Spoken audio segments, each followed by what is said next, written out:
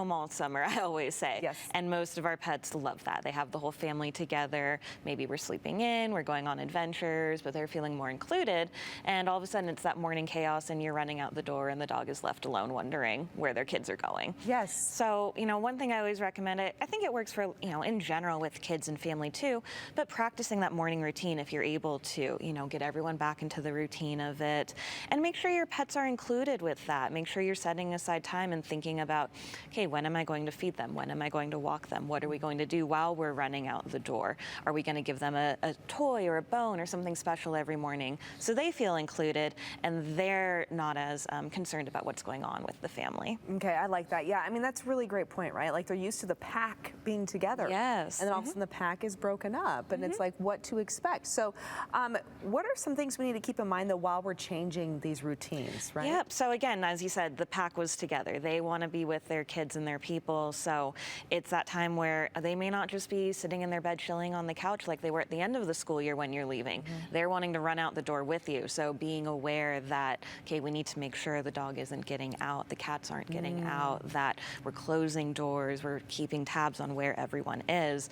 We see an increase in pets trying to run away and, find their people. So that's a big one to make sure we're checking every morning. Okay, and then what about anxiety? I mean, students, parents, our anxiety is heightened this time of year, right? Because you're starting a whole new school year. There's a bit of an unknown, but your pets also suffer from that too, right? They can, yes, they can. And again, getting some type of routine, one of the best things we can do, making sure we're including them in it, getting plenty of exercise. Just because we're back at school, kids are gone all day, dog still needs to be walked, dog still needs to be run, things like that. And some that really, suffer from true separation anxiety. Talk to your vet about that. There may be other things that we can do to help them. Okay, got it. Maybe some medications, maybe some babysitting. Yeah, right? There are also like doggy daycare. Doggy daycare is a great socialization for our pets too. Gets them a little break from the house. So all different things that can be great for them. Let's talk about kids' backpacks because they're bringing all kinds of things in and out of the house this year. They are, and that's always one of my big things when a dog comes in sick this time of year. What was in your kid's backpack and did they get into it? Especially lunch boxes. Your kids come home, they throw the backpack down, they throw the lunch box down.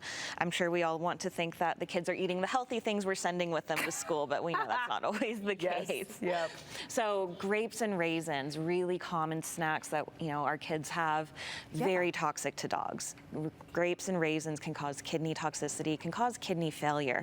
And they smell great, they're little bite-sized things, and so our dogs can get into them really quickly. So really making sure that just any moldy food that our kids forget to clean out, anything like that, making sure we're really checking it or putting those backpacks ideally up and out of the way from our pets. And I know sometimes teachers reward students with like sticks of gum on certain days, and some kids eat it right away, others store them in their backpack to save them for later.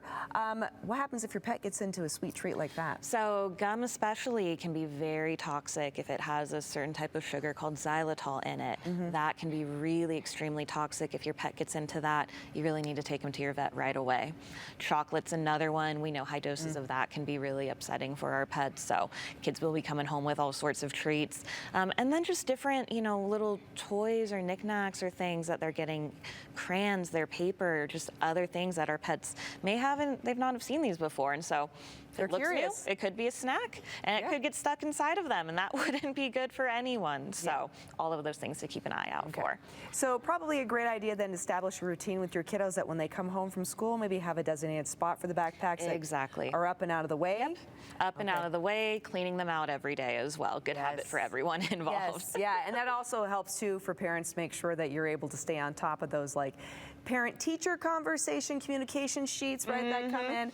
I always love at the end of the week when my child forgets to hand it to me on a Monday and then I get to the backpack on a Thursday and it's crumpled up and shoved to the bottom. I'm like, oh wait, this is due tomorrow. Great. I have to bake 12 batches of cookies. They're good at that. Yes. Okay, Dr. Norman, so where can our families go in the event that they do need you? So our website, idaho-animal.com, has all of our information. Wonderful. Thank you so much. Really appreciate it. Thank you, Rocco. You are a star student, if I'd have to say so.